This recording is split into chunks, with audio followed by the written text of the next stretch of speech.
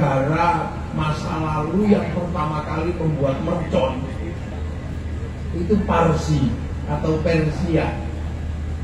Makanya kalau keturunannya pinter bikin rudal itu jangan kaget. Karena dulu Parsi itu pertama kali membuat mercon. Mereka menyembah api.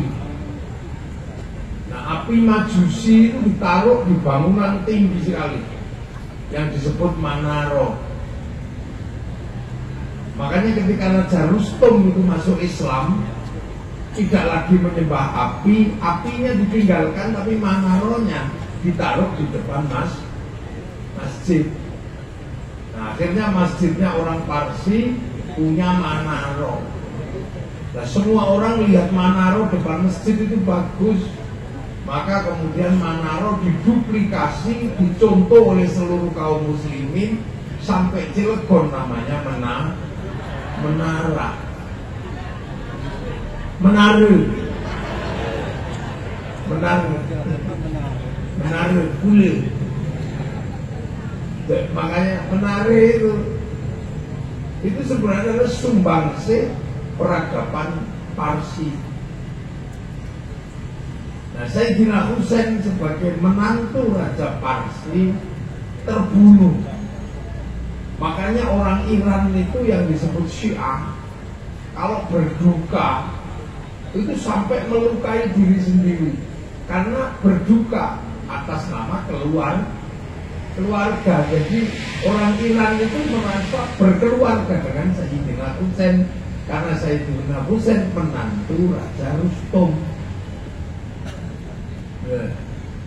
Nah, terbunuh di bulan Asyura. Makanya kalau di tempat saya bulan Muharram itu disebut Suro. Kalau di sini Suro nama. Nah, itu karena Asyura. Jadi di sini lebih dikenal dengan sebutan bulan Suro. Karena Asyura ambil belakangnya Suro, kayak Muhammad ambil belakangnya Mat. Abdul Rohim. Nah, Asyura. Nah, bulan Asyura ini akhirnya kemudian diperingati oleh seluruh kaum muslimin bahwa ini bulan duka.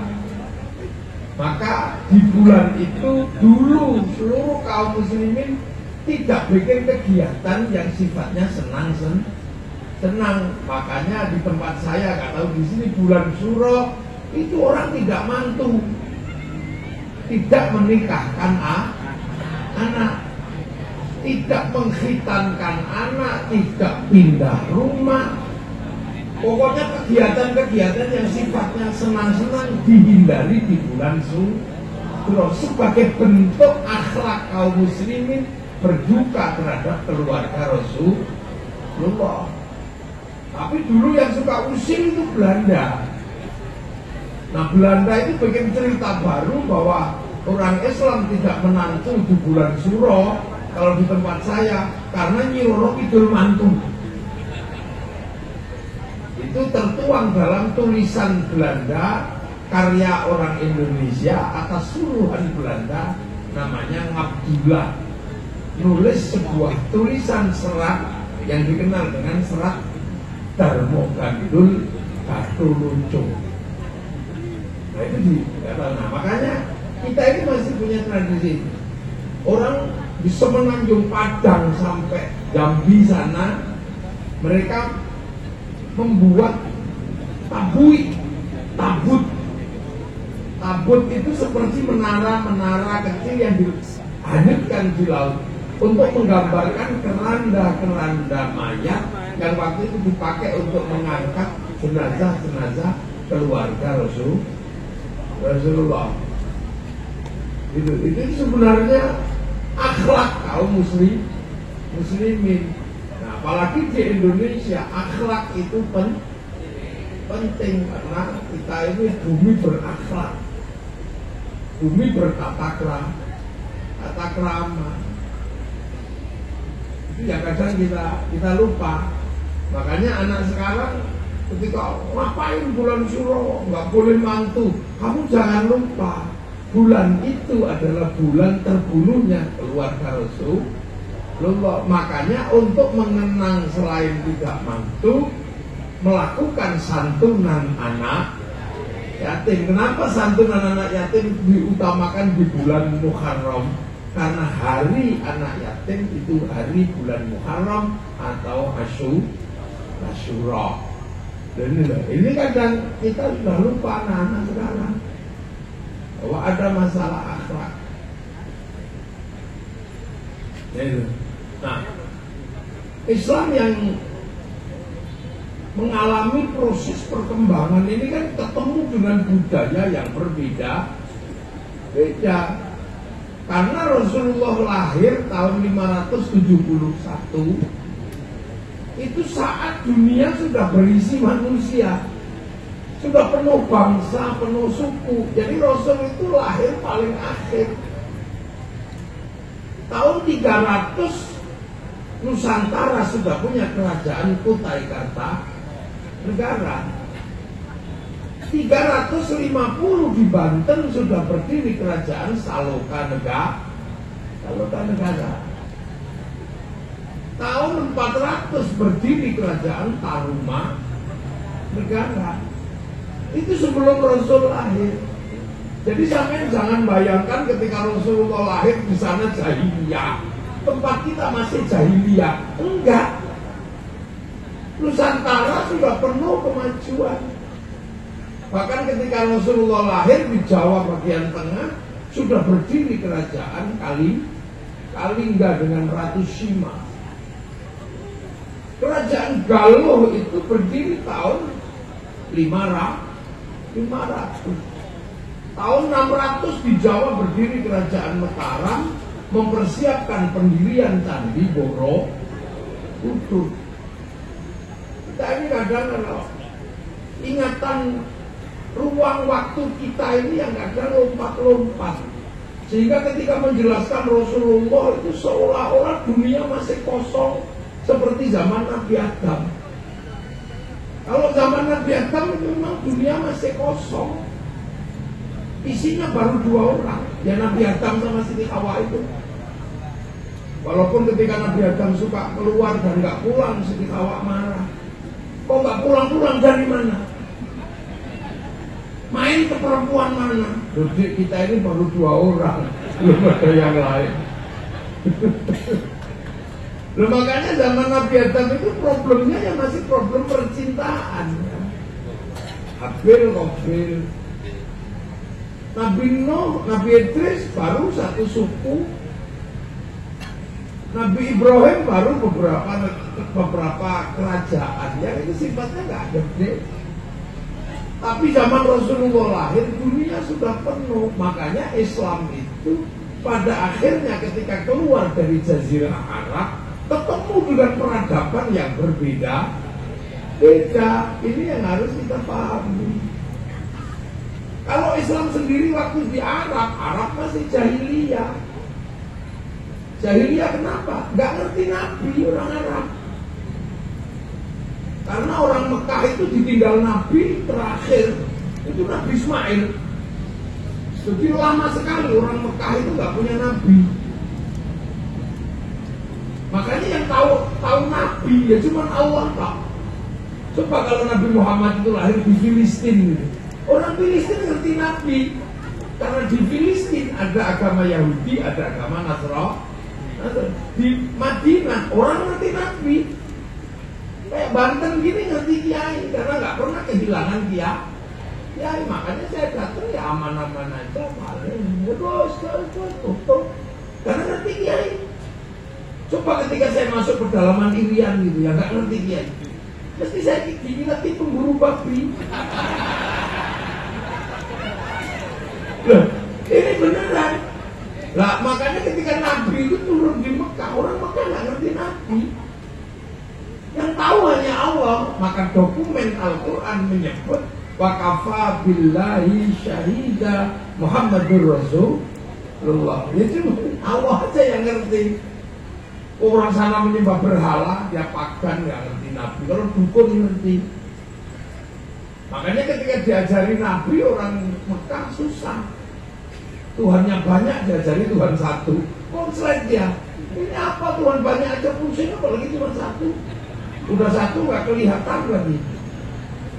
Diajari sholat ngadep Tuhan yang nggak nampak, ya pusing kok biasanya ada patung. Udah gitu sebelum sholat disuruh wudhu. Wah ngerepotkan aja Muhammad ini. Minum aja susah malah wudhu. Apalagi kalau lagi jinabat suruh mandi. Diminum aja susah malah gini disuruh mandi. Kan air jarang gitu kan. Apalagi jinabatnya orang Arab kan semalam bisa 8 kali. Kalau orang Serangan seminggu sekali aja untung-untungan.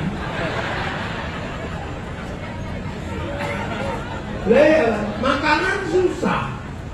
Makanan kan susah di sana.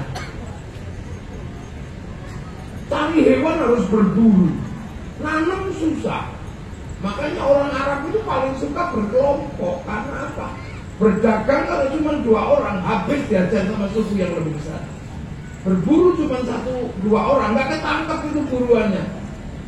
Memburu arnab atau apa kelinci, tidak kecekel cuma 2 orang ini. Makanya mereka komunal. Saudaranya dihitung semua karena apa? Untuk kekuatan survival. Makanya orang Arab itu senang ngumpulin saudara. Ibin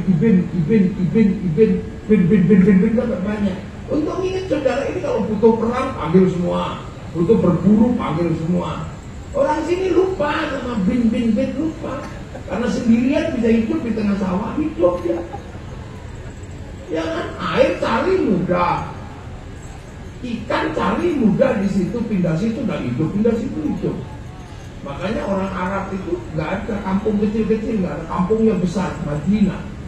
Makanya kalau bangun jalan cepat karena cuma 1 akses. Nah kalau orang sini kan aksesnya banyak ke situ. Makanya jalannya kalau masuk kampung susah. Karena butuh jalannya banyak, nggak usah pusing. Paling belani misalnya. Jadi itu, makanya kita punya desa dusun kecil-kecil banyak. Di Arab itu kan, makanya orang Arab itu ya monoton. Dari dulu ya begitu-begitu aja. Makanya jadi kiai di Arab itu enak karena nggak berubah yang dibahas. Begitu nyampe sini yang dibahas tambah banyak. Makanya kiai sini itu lebih pintar daripada kiai sana. Asli, orang sana bahas hewan. Dari dulu dia cuma itu. Ya unta, kambing, kuda, nggak ada tuh sampai bakasan terenggiling, laro, musang. Oh undur-undur. Nah, ya kan di sana kalau bakas makanan apa buah-buahan, ya palingnya dari dulu ya itu kurma, delima, jeruk itu. Gak ada bakasan durian, kesemek, sawo, cipluan, itu gak ada. Ya kan ulama sana bakas hantu paling dari dulu 2, syaiton, jin. Gak ada kayak di sini loh, gomber, dulu, suster ngesot, kuntilanak, mak lampir, berandong, kolor hijau. Coba ini kalau dicari nasabnya, kira-kira sampai jin atau sampai syaitan. Jadi makanya kita ini dinamis karena ketemu dengan yang berbeda-beda. Nah, disuruh puasa, orang sana pusing, ini panas gini suruh puasa. Berlapar-lapar, wah ajaran yang aneh. Suruh haji, nengok kampung sendiri. Makanya ja'a ghariban wa sayaudu ghariban. Islam itu asing bagi orang Arab. Karena apa? Bertolak belakang dengan caranya orang Arab. Mabuk enak gak boleh, kelahi enak gak boleh, godoli orang enak gak boleh. Repotnya pergi akhirnya Nabi Muhammad disuruh pergi. Maka ketika mau pergi Rasul berdoa, Allahumma hdi qaumi fa innahum la ya'lamun. Ya Allah, tunjukkan umatku karena dia nggak ngerti Nabi. Makanya Al-Quran menyebut wakafa billahi syahida Muhammadur Rasulullah. Sampai akhirnya ada orang yang percaya. Orang sana yang percaya 1-2, yang akhirnya disebut walladzina ma'ahu atau sahabat. Makanya sahabat itu ya orang Arab. namanya Abu Bakar, Umar, Utsman gitu. Itu namanya sahabat karena Rasul orang Arab.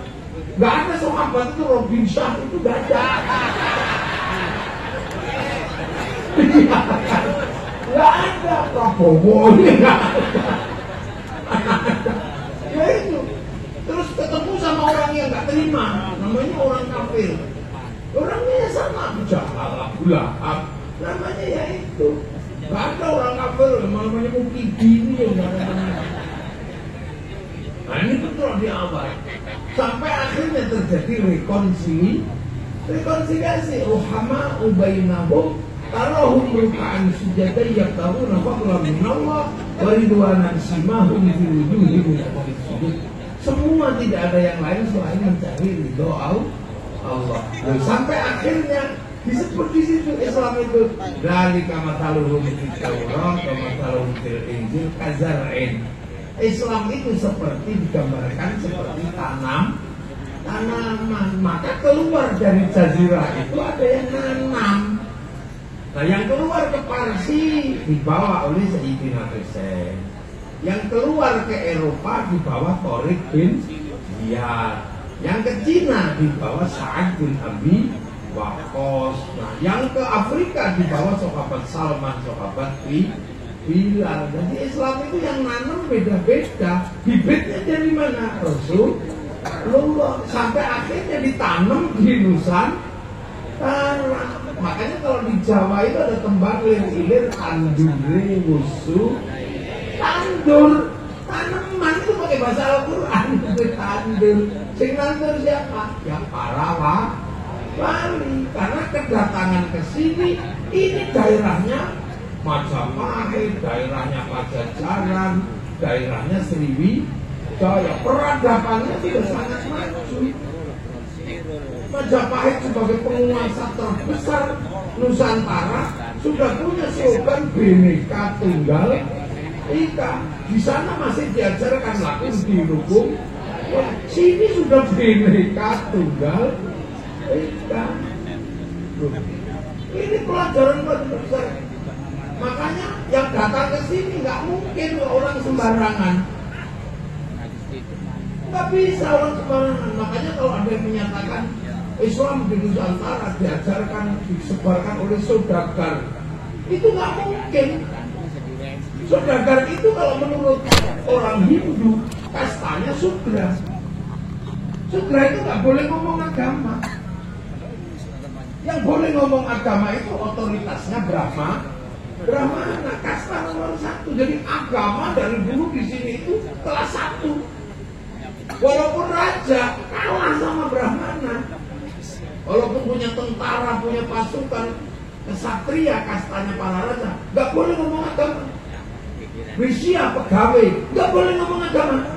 Apalagi sudra, petani, pedagang. Mau sekaya apapun petani, pedagang, dia sudra, dia nggak boleh ngomong. Nah di bawahnya ada orang hidup tapi nggak mau kerja, minta-minta toh, namanya paria.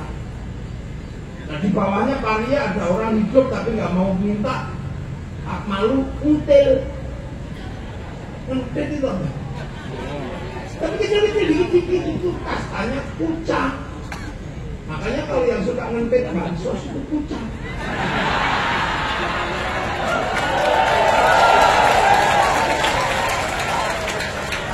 Itu udah.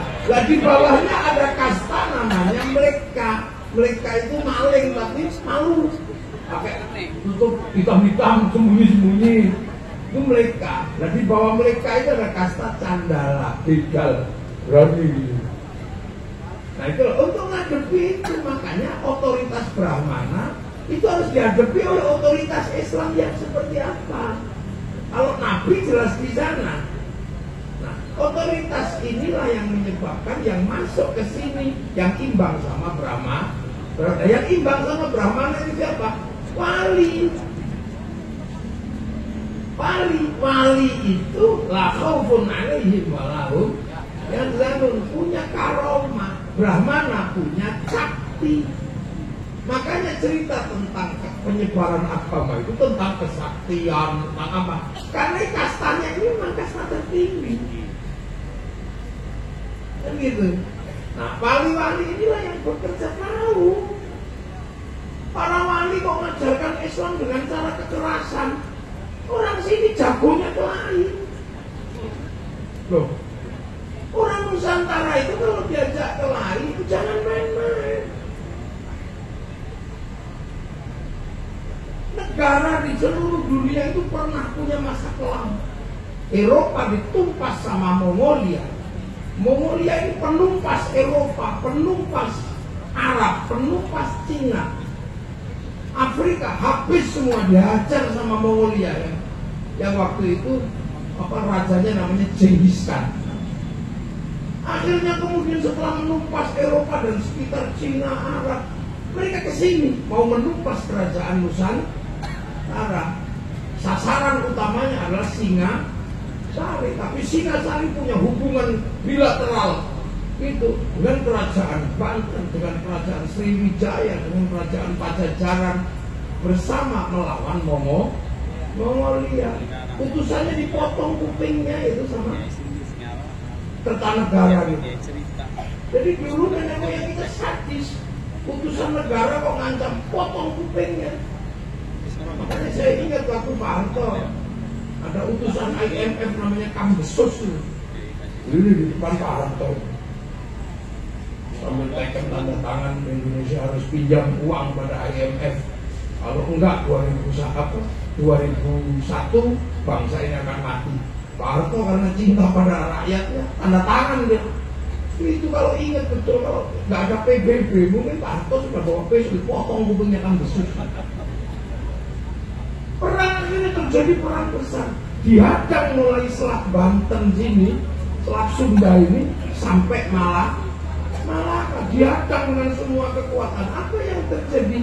Mongolia yang tidak pernah dikalahkan oleh seluruh kekuatan tentara manapun bisa dihabisi di Nusantara. Satu-satunya negara yang pernah menaklukkan pasukan Mongolia adalah negara Nusantara.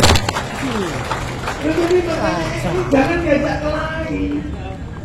Dan itulah masalahnya. Ini kalau diurut ke belakang nanti masalahnya sampai di VOC itu bodoh. VOC itu pedagang. Kalau cuma berdagang nipu-nipu gak ada masalah. Begitu dia bawa marsose gitu, mencoba menekan orang Cilegon, ya potong aja mereka. Geger Cilegon itu karena mereka ngajak kelahi. Coba kalau gak ngajak kelahi, aman mereka dagang. Begitu ngajak kelahi satu tangsi habis diajak sama orang Cilegon. Di Surabaya diajak kelahi, habis di Surabaya. Makanya satu-satunya bangsa di dunia yang merdeka karena perang merebut kemerdekaannya hanya Indonesia. Jadi di Indonesia itu jangan dikit-dikit kelahi. Kita cuma diam-diam aja. Tunggu aja. Makanya jangan ngajak kelahi orang sini. Orang sana punya samurai, orang sana punya sini punya golok, sama aja. Jadi dipikir bangsa ini bangsa ketinggalan. Oh enggak. Cuman kita belajar diajari akhlak untuk diam. Tapi kalau udah keterlaluan jangan salah. Belanda habis. Tapi nanti tak jelaskan belakangan. Kita awal dulu ini ya. Biar juntrung. Nah, akhirnya para wali ini melakukan pekerjaan bagaimana melakukan pengislaman dengan cara pertanian. Ya nggak mungkin orang sini jagonya bertani. Menyebarkan Islam dengan perdagangan, orang Indonesia jagonya berdagang. Jungjung Majapahit, Jungjung Pajajaran itu bisa sampai di di jalur sutra sana, berdagang sampai ke Madagaskar, berdagang sampai ke Arab. Makanya orang sini bawa kopi, begitu dijual di sana disebut Arabica. Padahal kopi dari sini, kopi Cilegon. Gimana ada orang Arab punya kopi? Kalau kurma sih iya. Akan di sana. Orang di sana tiba-tiba punya rumah kayu besar-besar. Ya dari sini mana ada kayu besar. Makanya sana itu alpusinya cuma terbang kecil-kecilan, teng-teng. Kecil-kecil karena kayu di sana cuma segitu gedenya. Makanya mereka nggak punya beduk. Iya kan, makanya akhirnya begitu sampai sini usir karena mereka nggak punya beduk dibid'ahkan. Karena mereka nggak bisa bikinnya gitu. Ini beduk bid'ah. Itu gara-gara dia nggak bisa bikin yang seperti beduk. Karena negaranya pun kecil-kecil gitu. Kita alat musiknya sudah gamelan di sini. Alat musik kita itu gamelan terbuat dari logam. Eropa itu kayu tali, gitar itu kan kayu dan tali. Arab terbang sama kulit. Kita itu gamelan pakai logam. Artinya hanya bangsa yang menguasai ilmu pertambangan yang maju dan penguasaan metalurgi yang mapan mampu membuat alat musik dari logam. Ini nggak ada yang jelasin. Makanya setiap kalau tidak ada kakek kami, kalian masih menyembah pohon. Tunggu dulu Bahar, jangan gitu kamu. Jangan gitu. Loh, kita ini kayak apa gitu. Kalau tidak ada kakek kami nggak merdeka. Memang kakek kami itu kurang kemerdekaan kan ya juga. Ini kita dudukkan dulu persoalan. Kita ini sebuah bangsa. Kita punya negara. Kita ini nation state. Nah, makanya para wali ketika melakukan pekerjaan bagaimana nanam, orang sering salah paham. Kenapa tidak dengan kekuatan perang? Di sini jago perang berdasar lain. Kenapa tidak melalui jalur perdagangan para? Ini gudangnya pedagang. Dengan jalur apa? Gitu. Akhirnya yang dilakukan oleh para wali, ya download. Wali itu kan download kerjanya. Kira-kira apa yang mau dia download? Download kemana? Ke pusat datanya dunia. Dunia ini kan punya pusat data, punya cloud. Apapun yang ada di dunia ini datanya ada. Orang Yunani menyebut otak Pandora. Orang Yahudi Nasrani menyebut Tabut Sulaiman. Orang Jepang menyebut Kantong Doraemon. Nah kita menyebutnya Lauhil Mahfuz. Lauhil Mahfuz kan cloud, pusat data yang Nabi pernah nengok ke sana. Loh, makanya kalau sampai ingin tahu dunia itu gambarnya seperti apa, ya sampai harus download, browsing. Makanya para wali itu kalau pengen sesuatu, browsing, download. Qalu rabbuna Allahu mastaqamu tatanazzalu 'alaihimul malaikah alla takhafu wa la tahzanu. Qalu rabbuna Allahu mastaqamu, download ini ya Allah. Ada yang 3 tahun. Abdul Qadir itu download 25 tahun di padang pasir. Pakai wifi-nya Cecily Asakofi. Ini dunia. Misalnya itu prosesnya di langit ke-7 itu. Allah. Download. Makanya wali-wali itu punya paketan besar karena tahu gambarnya. Makanya nggak takut apa-apa. Allah. Tahu, sampai kan nggak punya. Kalau udah download langsung tidur. Yalah.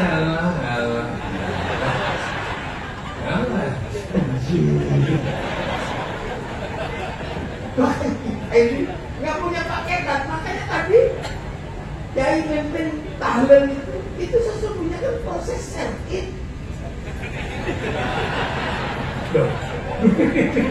Nah ini kan proses serkit, proses tekren tadi itu. Manusia itu seperti handphone. Handphone itu hidup kan ada kartunya. Ya karena kartu itu kan didaftarkan di satelit. Satelit punya program dan paketan. Makanya kartu itu bisa hidup karena menggunakan paket satelit. Tinggal menggunakan provider siapa? Telkomsel atau XL atau Indosat.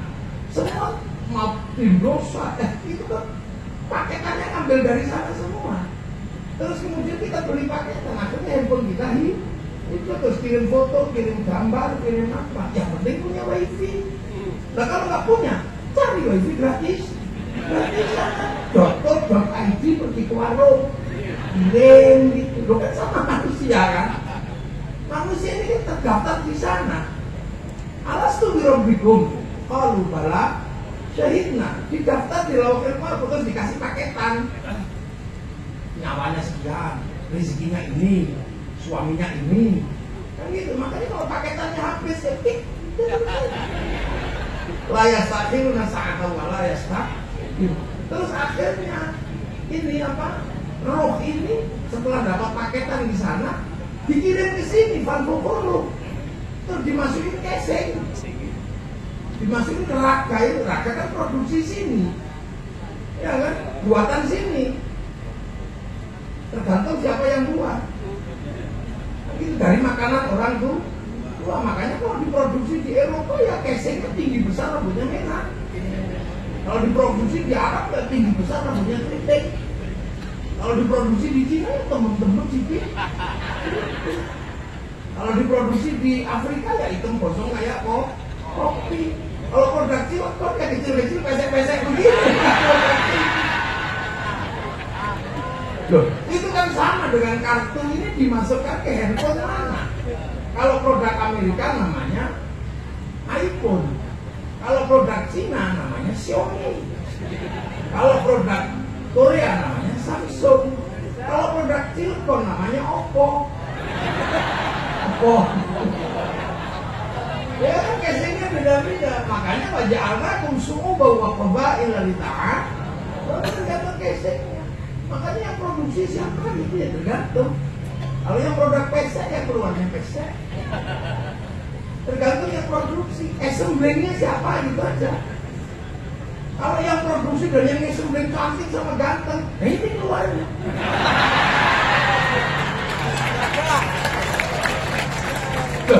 Nah makanya roh ini terdaftar di satu. Makanya nyawa orang itu punya apa? Bisa membawa paketan langit, terhubung sama langit. Makanya sampai jangan macam-macam gitu. Seluruh pekerjaan rohani pasti jejak digitalnya ada di Lauhil Mahfuz. Kayak sama handphone gini, mau gitu aja. Catatannya, ya bayar. Kita juga punya sama, makanya manusia itu ketahuan apapun karena rohani terhubung dengan Lauhil Mahfuz. Nah, paket Lauhil Mahfuz itu apa? Sholat, Al-Quran, itu kan paketan sana. Turun ke sini di bawah Nabi. Makanya kita bisa juga menerima paketan itu. Tinggal mau paket apa? Kalau paket komplit ya 30 juz. Kalau paket hemat ya Yasin. Makanya ada yang jualan paket hemat namanya Yasin. Yasinan. Kalau yang paket irit ya Kulhu. Tidak kan? Kayak toko kecil eceran yang namanya Tahi. Jadi tinggal terserah itu pakai kecil-kecil ada itu. Ada pakai khusus untuk kelahi, ada. Tidak kostum jaga, baring. Ada paketan pemburu. Roma itu tawala kenal roha Roma. Begitu. Ada paket cinta. Kalau cintanya ditolak ada paket khusus itu. Innahu min Sulaiman wa innahu bismillahirrahmanirrahim. Ada paket untuk istri cerewet. Ada. Sumumpuk menuhi bau. Makanya itu paket. Nah itu makanya kita ini bisa kirim kan. Kirim Fatihah, kirim sesama kartu. Maka orang-orang itu bisa kirim doa, kirim Fatihah. Kalau punya bayi. Nah kalau nggak punya wifi, ya cari wifi gratisan. Wifi-nya siapa? Wifi-nya Nabi, wifi-nya wali. Namanya apa? Tawas. Kalau tawasul itu cari wifi gratisan. Makanya kalau cari wali hati-hati. Jangan sampai walinya ini tidak terverifikasi. Nah itu makanya akhir-akhir ini ribut kan. Tiba-tiba ada pasar wali baru. Wali kita kan Syekh Abdul Qadir Al-Jilani, Syekh Hasan Sadili, Syekh Bahuddin An-Naqsyabandi, Imam Ghazali. Ini kan terverifikasi. Kartunya apa? Karyanya ada, saksinya ada, hidupnya terdaftar. Nah sekarang ada kan pasaran wali-wali baru ya, kita kadang pusing sekarang. Ada wali bisa Isra Mi'raj 70 kali. Ini harus diverifikasi karena kita paling suka menggunakan wifi gratisan. Ya kan ada wali bisa memadamkan api neraka. suruh kalah lama-lama ya. Nah ini makanya pentingnya di situ. Karena kita paling suka pakai wifi gratis, terus kita kirim. Pertama pasti kita kirim pakai providernya Nabi. Provider utama adalah Hadratin Nabi Yunus. Ini by address. Baiklah Jamil Ambiya, kita tidak tahu namanya, tidak tahu alamatnya saking banyaknya. Tapi begitu baiklah Jamil Ambiya, wal mursalin jelas, baiknya by address 25 kan. Umadamon Idris Nuh kuntu ma'soleh wa Ibrahim qulun tabak Lutur wa Ismail Ishaq kada Yaqub Yusuf wa Ayyub kada Syuaib Harun wa Musa wa Yasa bi Daud Sulaiman tabak Ilyas Yunus Zakaria Yahya Isa wa Thaha Khatimun Dawaya.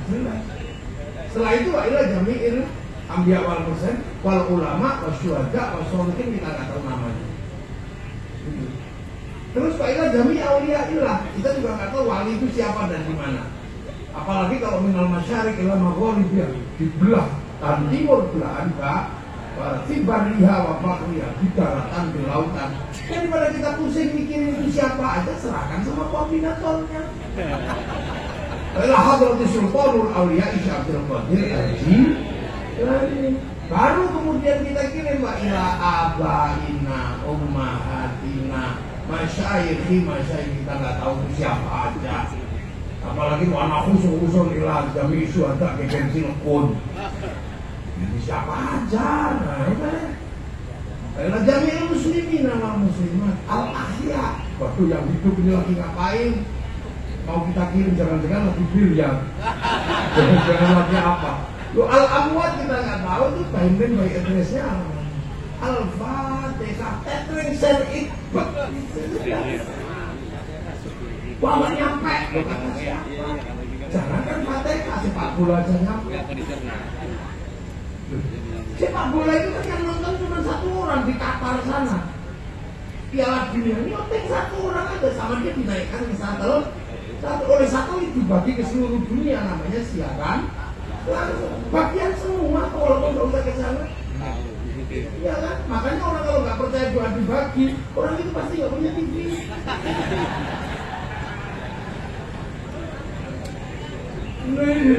Jadi roh kita ini terhubung sama lauhil mahfuz. Maka jejak digitalnya ada semua, itu ada. Rasanya orang ada. Makanya nggak usah khawatir kalau mau dimatiin sama malaikat. Gimana caranya? Sherlock. Apa di Sherlock gitu kan? Di Sherlock itu tenang teman, langsung di on off, itu selesai. Ini kan teknologi. Makanya para wali-wali itu kalau pengen memakai sesuatu dia download. Ini gimana caranya? Ini. Nah, wali-wali menghadapi problem yang berbeda sudah dengan yang di sana. Ketemu suku yang banyak, ketemu bangsa yang banyak. Itu ketemu agama yang berbeda. Nah itulah maka para wali nanam pelan-pelan. Ketika baru ditanam, ya makanya menggunakan bahasa sini. Di tempat saya ini ditanam di sini, mestinya saya ini syaikhun, ustadun. Begitu ditanam di kampung sana dikasih nama kiai. Kiai itu bukan cuma manusia, ada kebo Kiai Slamet. Ada tombak Kiai Kleret, ada keris Kiai Sentul. Ini dan muridem santri kami di sini. Allah pengiran atau sang biang. Sholat sembahyang pakai nama sini. Itu karena awalnya itu, makanya datang baru belakangan ya ikut aja di situ namanya sama. Walaupun barangnya beda. Kayak yang datang pertama ke sini Honda. Sampai sekarang pinjem Yamaha ngomongnya Honda. Hondamu apa? RIT. Honda kok RIT?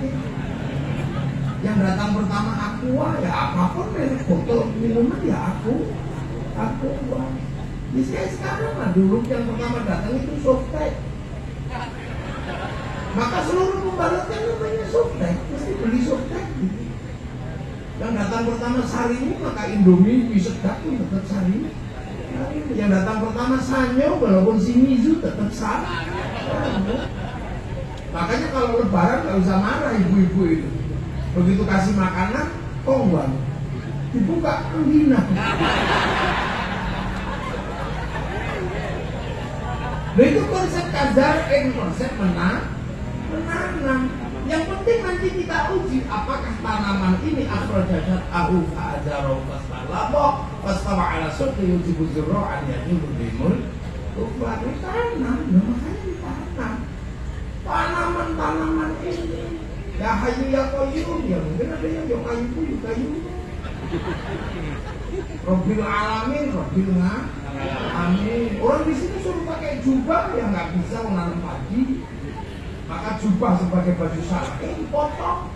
Potongan syar'i namanya syar'un. Orang sini nggak punya huruf ain, punya mau potong syar'un nggak bisa. Syar'un jadi sarung.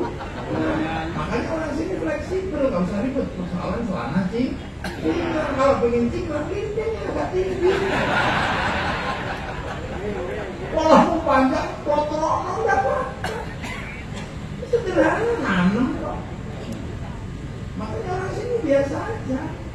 Nanam sholat, yang sabar. Orang sini tetap tempatnya dingin enak. Duhur dipanggil, mana keluar. Tunggu aja sampai selesai duhur. Makanya dulu kiai kalau ada duhur setengah dua, setengah tiga. Lah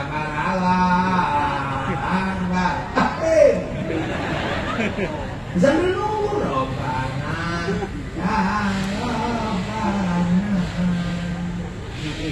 Robbana walamna berkali-kali nggak ada satu datang malah rokokan ini siapa waktu itu proses nanam. Akhirnya kalau di tempat saya capek ya tombol hati mau capek ya nambah niatnya diri. Kalau udah gak tahan baru juruki yang jangan begitu sholat ya biasa aja ya di sini. Yang ditanam itu orang sini masanya nggak bisa makanya Allah orang sini matanya pasti nengok paling nyetok ya. Makanya di sini dia ada Allah. Karena apa? Mata orang sini nggak bisa sholat. Mulutnya tok ini wajahmu wajah. Begitu matanya melek, sarungnya bolong. Kalau pilkada, pendukungnya Pak Robi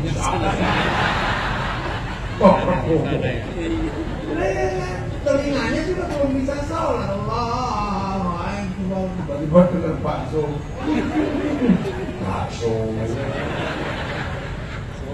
Bismillahirrahmanirrahim. Subhanallah rabbikal a'la alladzi khalaqa fasawwa. Lama. Kenapa Pak Wali menunjuk ini sedih banget? Dan itu makanya kiai sini cepat-cepat. Habis sholat, la illallah. Ngapain gede-gede begini? Ya biar gak tidur. Bahkan apa bunyi biar ditiru. Lalu itu ditanam di situ. Puasa di sini ditanam, zakat di sini ditanam. Mau makanannya apa beras ya zakatnya beras. Makanya di sini tuh jenggotan ya nggak mesti ditanam jenggot banyak. Kok ras sini rasnya mau itu jenggotnya nggak utuh kali 12. Nah kalau ditanam utuh ya kayak utuh. Makanya masih biasa. Hal seperti itu biasa aja. Karena itu persoalan tempat berbeda. Puasa ya ditanam dengan cara sini. Orang sini suka tidur gitu ya sudah. Kalau malam pakai kursi sahur. Sampai kelamaan ya sahur enggak sahur karepmu. Ya kan? Nah ketika tidur nggak bangun-bangun kiainya nyuruh santrinya beli mercon. Karena Islam sholat atau puasa bisa tegak kalau ada mercon bangun. Maka polisi sama tentara nggak usah ribut kalau bulan Ramadan ada mercon. Itu bagian dari cara kita merespon biar nggak tidur. Begitu. Nah belajar mercon aja nggak boleh apalagi bikin roket. Ya jadi kalau kemampuan untuk bikin rokok, mercon nggak boleh. Jadi marilah rakyat ikut membela negara. Lah iya Pak, wong gawe mercon nggak boleh. Gimana kita caranya? Lu ya kan? Mulai bikin mercon nggak boleh. Belajar bikin perintengan nggak boleh. Begitu waktunya perang ya nanti siap-siap. Udah tentara sama polisi aja. Dan juga kok latihan. Kita bikin undang palsu aja nggak boleh. Habis puasa halal halal ya karena kita komunan biasa ya. Haji, orang Mekah suruh haji ya enak kampanye di depan mata. Sini antrian 40 tahun Pak. 50 juta nyicil aja mungkin yang gambar di situ aku bisa ke situ. Begitu sudah dapat pendaftaran latihan di alun-alun Cilegon kampanye apa? Triplek. Orang pengen mau mas ya kan begitu waktunya haji diantar ke pondok gede bareng-bareng ke asrama haji bareng-bareng. Yang pergi haji ke asrama yang ngantuk belok kebun binatang ragu ngantuk. Oh itu cara kita untuk nanam. Makanya jangan kemudian cara nanamnya untuk yang lain-lain bubar itu. Ini kan semua pengen contohlah kami yang orang Arab Wahabi, contoh cara Wahabi. Itu kan cara kamu di sana. Contohlah kami orang Yaman, ya kamu di sana ribut aja nggak selesai sampai hari ini. Cara Suriah perang di sana. Cara Afghanistan pakai celana cingkrang di sana urusan jenggot tembak. Di sini kan nyaman kayak begini, rukun semua. Yang ngajinya beda-beda. Ini dibikin sama semuanya enggak. Kok lagi ngaji juga ada yang ngeslot.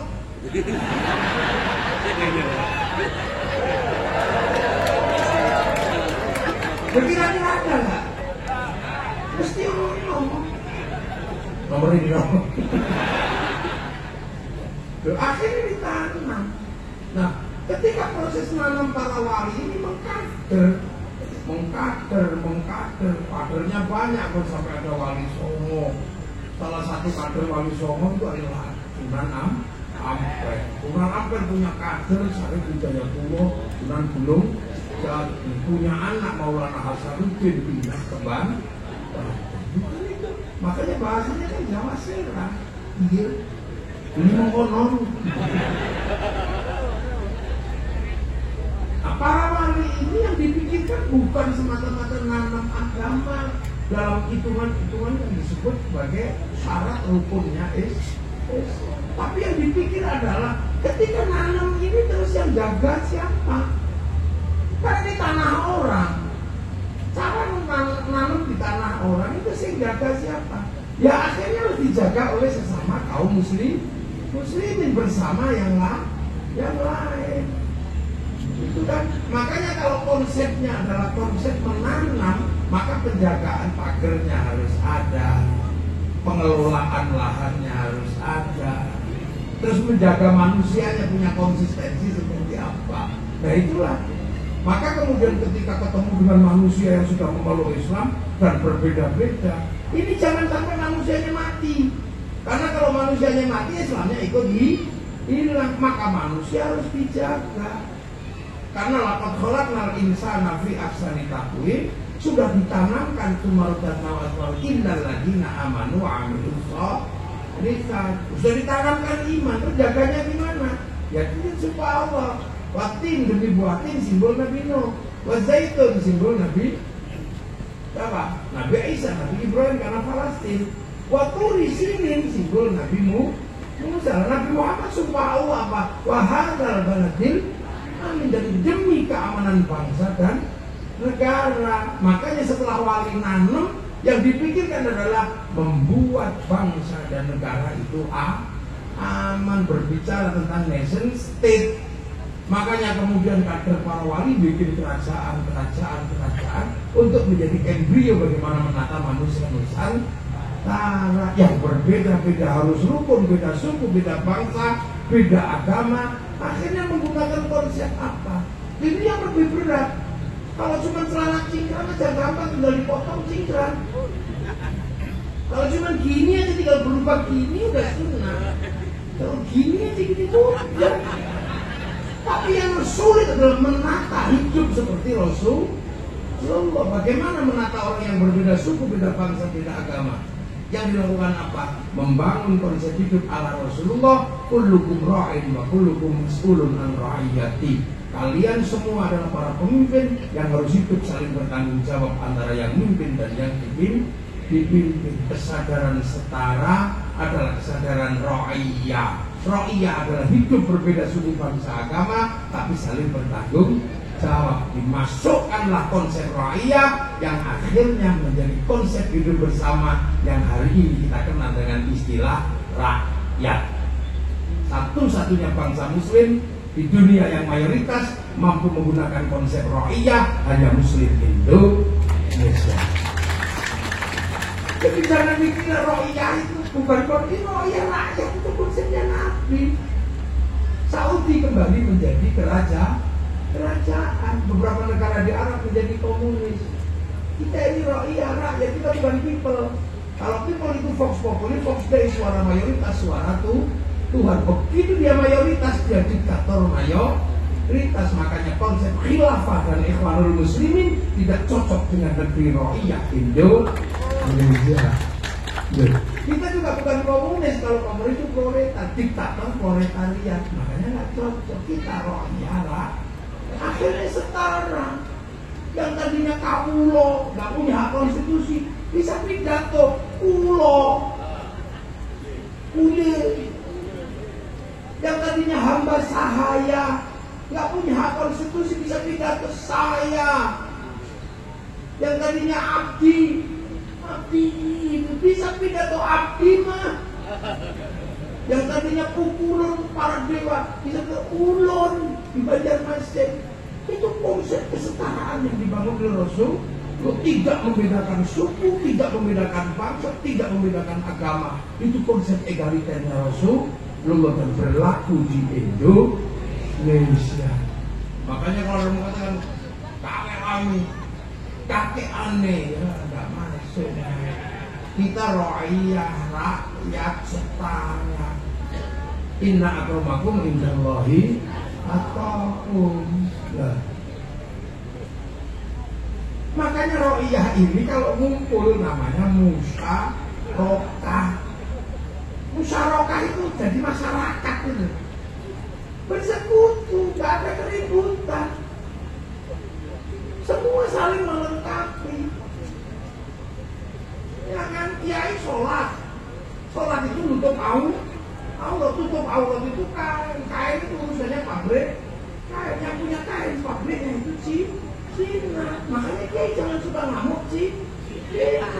Kalau kiai ngamuk Cina-Cinanya pergi, udah kamu. Begitu makanya kiai itu tawassut, tasammuh, tawassut. Kita wudhu sholat itu loh, pakai keran sekarang, pakai sanyo, yang bikin mas pion. Ibu-ibu itu cantik seperti itu pakai apa? Bedak Prancis, skincare. Kalau bedak Cilegon bubar, beras ditunggu produk semua. Konsep musyarakah ini luar biasa susah ditanamkan. Makanya kita haji pakai bank. Kalau kita urut bank itu punyanya Bank Devisa New York. Musyarakah. Kita ini makanya Rasulullah ketika berbicara tentang agama, mayuridillahu bi khairan yufaqihu fiddin, yang dikehendaki menjadi baik oleh Allah dikasih ngerti urusan agama. Khairannya nakirah, maknanya khairan kamilan, kebaikan yang sempurna. Baik sempurna bukan milik manusia, itu milik Allah. Maka kalau ada manusia baik pasti tidak sempurna. Sekarang saya tanya, kebaikan malam hari ini pengajian baik apa enggak? Terus yang paling baik siapa? Jadi saya. Yang lain gak ada yang dikasih kursi, cuma saya. Ya karena orang baik. Pak Wali mau pengajian tadi nggak berani mulai ketika saya belum datang. Karena orang baik. Tahu malam hari ini baik, orang paling baik siapa? Ya Kiai Muafik ini loh orang Palembang. Gak usah bantah kalian. Loh, tapi saya nggak boleh ngaku paling Pak. Karena saya baik di sini diundang sama wali kota. Kalau nggak diundang Pak Wali Kota, ya saya nggak di sini. Sama sushi. Diundang. Nah kalau gitu baik saya apa baik Pak Wali? Ya nggak bisa. Saya nggak datang Pak Walinya jelek. Masa datengin Kiai aja nggak bisa? Jadi baik itu bau saya sama Pak Wali bisa ribut sampai 7 hari nggak selesai. Apalagi kalau sampai ribut-ributan. Yang baik ya kami ya, karena kami mau datang. Kalau nggak ada yang datang ini bukan pengajian, Pak. Jackson. Ayo. Ini kita di depan mata kita dan itu kebaikan itu nggak bisa sempurna karena manusia itu kebaikannya bersifat natural.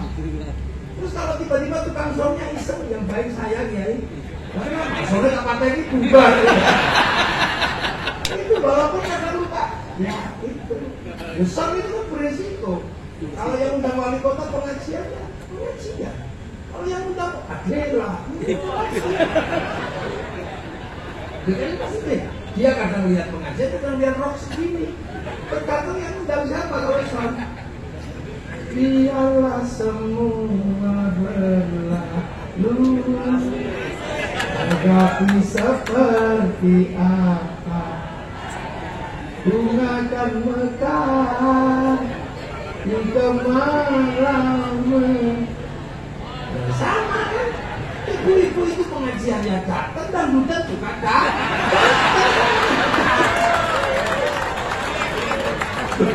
Baik itu nggak pernah berdiri sendiri, Pak. Iya, kata tukang tendanya yang baik ya kami ya masang tenda. Kalau nggak ada tendanya gini bukan. Padahal biasanya yang masang tenda itu sholatnya juga nggak rajin. Loh, mana ada baik itu berdiri sendiri. Makanya manusia ini pusat musyarakah, persekutuan. Makanya manusia hidup aja diajarkan Allah doanya Allahumma barik. Kenapa minta barik ini? Kenapa minta kalimat Allah yang bukan minta kalimat makan? Ya karena makan itu nggak bisa sendiri. Jangan begitu ngambil nasi sampai pasti melibatkan pabrik giling. Itu yang bikin siapa agamanya apa kita nggak pernah peduli loh. Setiap makanan ada perusahaan giling. Begitu kita lihat nasi pasti ditanam di sawah. Sawah pasti melibatkan negara, ada agraria, BPN. Tanpa itu bunuh-bunuhan rebutan sawah. Tumbuh besar karena pupuk pabrik yang tadi mana, insinyurnya siapa. Begitu dipanen pasti ada alat pemanen Pak. Tadi pabrik Pak alat mesinnya di mana. Begitu kita masak, di situ ada pabrik kompor, ada pabrik rice cooker, ada pabrik gas, itu multinasional, transnasional. Begitu kita makan dibumbui, ada yang nanam cabai, ada yang nanam tomat, ada yang nanam bawang, entah gimana. Setelah itu enak kita kasih garam. Berarti negara punya garam, nggak punya. Yang punya orang Indramayu dan sekitarnya ke sana. Dia kan pakai tambak-tambak garam itu kan. Saya kan tahu, waktu bikin garam di tambaknya nggak kencing. Ya kita kan nggak ngerti jalan kencing. Makanya orang Jawa curiga sama tukang bikin garam, makanya garamnya dikasih nama uyah. Hanya khawatirnya ketika bikin uyah, uyuh. Selesai makan kita ngambil anggur merah, tadi ada di situ. Itu bukan tanaman Indonesia, itu tanaman Amerika, New Zealand, Cina, tanaman Australia. Itu kita datangkan pakai impor, berarti melibatkan negara. Negara menunjuk Menteri Perdagangan, di situ ada eksportir, importir dengan departemennya masing-masing. Ketika terjadi kesepakatan, ada bill of lading, ada letter of intent. Ketika terjadi transaksi, pasti ada hubungan bilateral. Berarti melibatkan obligasi, pasti melibatkan perbankan. Hubungannya pasti Bank Devisa New York, punyanya Rothschild Rockefeller. Ayo. Makanya kita ini konsep hidupnya musyarakah, masyarakat. Tidak boleh saling menindas. Nah, makanya kalau punya kepentingan bersama membentuk nation state, mari kita bersama-sama konsepnya wasyawirhum fil amri musyawarah. musyawarah. Makanya kalau mau melibatkan diri dalam musyawarah, kita punya lembaga majelis permusyawaratan rakyat. Itu sunnah semua di situ. Sunnah yang paling